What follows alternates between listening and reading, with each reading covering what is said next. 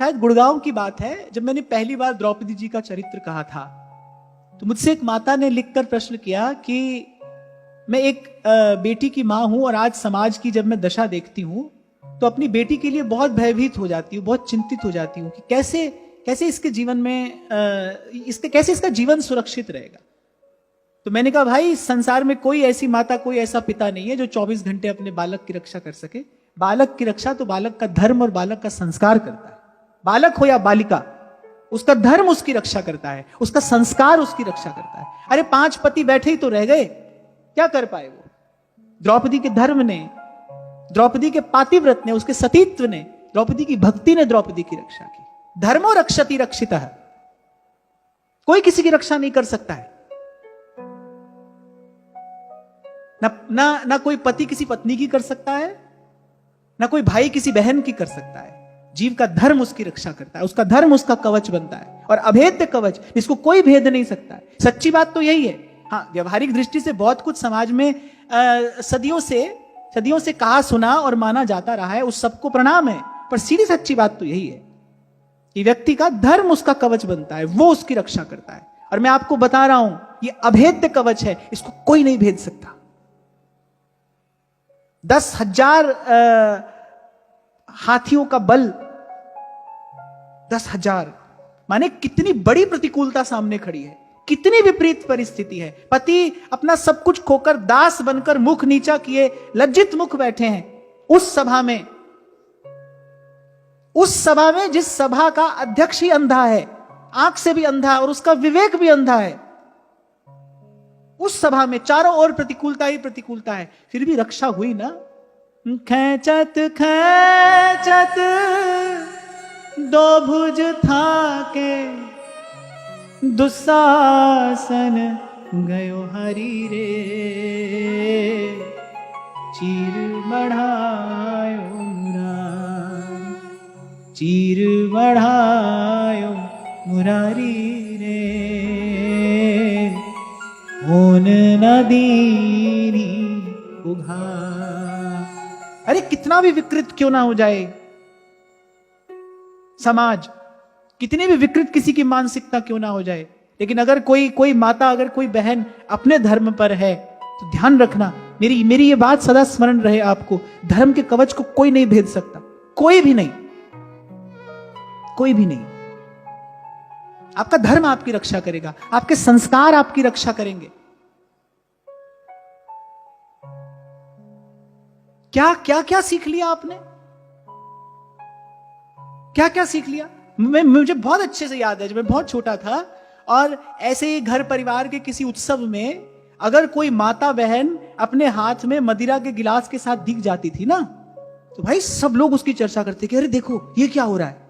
ऐसा समय था। और आज देखो, इसको हम विकास कह रहे हैं, हम कह रहे हैं कि बड़ा हमारा विकास हो गया। मैं तो कह रहा हूं कैसे आंख पर पर्दा पड़ गया है कि क्या सभी की आंख बंद हो गई है, सभी की अक्ल पे पर्दा पड़ा है, इसको आप विकास कह रहे हो? ये भारत की भूमि जहां कोर्ट भी कहता है कि लिव इन रिलेशनशिप अच्छा है, ठीक है, मान्य है, ये इसको स्वीकार कर लिया जाए। कभी सोचा है आने वाली पीढ़ी जिसको कानून की दृष्टि से ही ठीक समझेगी, उसकी उसमें गलत बुद्धि होगी क्यों? वो तो उसको ठीक समझ कर करेगी। तभी तो मैं कह रहा हूं ये जितनी क्षति अंग्रेजों ने पहुंचाई हमारे धर्म और हमारी संस्कृति को कोई नहीं पहुंचा कर गया। भारत की संस्कृति तो फिर उठकर खड़ी होती रही। मुगल आए, तुर्क आए, अफगान आए, सबको निस्तेज परास्त करके इसका धर्म ध्वज हमेशा लहराता रहा। कितने भी अत्याचारियों ने अत्याचार क्यों ना किए हो, मैं कभी कभी एक बात कहा करता हूं, कैसे अत्याचार औरंगजेब ने किए, कैसे अत्याचार, हिंद की चादर गुरु तेग बहादुर, कैसे अत्याचार उन पर हुए। जब गुरु गोविंद सिंह जी पर आक्रमण हुआ, उस समय उन्होंने अपने सर्वस्व का बलिदान किया। उस समय तो किसी को लगा होगा भाई औरंगजेब जीत गया, सिख हार गए। आज देखो, आज औरंगजेब का नाम लेने वाला कोई बचा नहीं है। और मैं कहता हूं संसार का कौन सा कोना ऐसा है जहां गुरु साहिब का झंडा नहीं लहरा रहा हो। यही पत राख है धर्म की, तेही राख है करतार। तो जब उस माता ने मुझसे पूछा ना कि आज जब मैं समाज देखती हूं तो मुझे बड़ी चिंता होती है, अपनी अपनी बेटी की बड़ी चिंता होती है, कैसे मेरी बेटी इस समाज में सुरक्षित रहेगी। तो मैंने कहा भाई और कोई व्यवस्था नहीं है, रक्षा तो धर्म करता है, धर्मो रक्षति रक्षिता। और ये सारी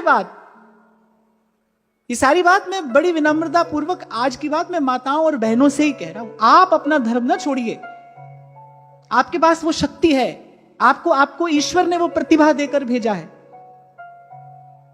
आप स्वयं प्रकृति हैं। आप अपना धर्म ना छोड़िए, आप अपना सदाचार ना छोड़िए। अरे बार बार ये जीवन नहीं मिलता, पता नहीं किस पुण्य से, भगवान की कृपा से ये अवसर आपके मेरे हाथ आ गया है।